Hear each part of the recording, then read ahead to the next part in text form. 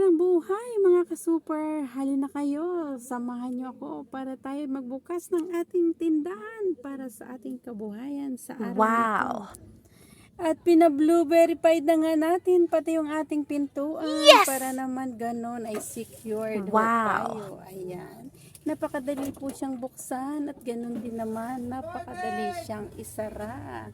Kaya tara na. Tignan nga natin si Super at excited ng buksan ang pinto. Hi, good morning. Good morning. Good morning! Ang pintuan ay may mahalagang papel o na proteksyon ito sa anumang banta ng panganib. Pangalawa ay kaligtasan ng pamilya na nasa loob ng pintuang ito. Ang pangatlo ay proteksyon sa natural na sakuna. Pang-apat, makasave ka ng effort at energy sapagkat madali na lang itong isara at ibuksan. Kung natutunan kayo sa aking video, ay huwag kalimutang mag-comment, like at pakishare na rin para marami tayong mahatira ng magandang impormasyon na mga tulong sa karamihan. Ang kaligtasan ng buhay na nandirito sa loob ng pintuang ito.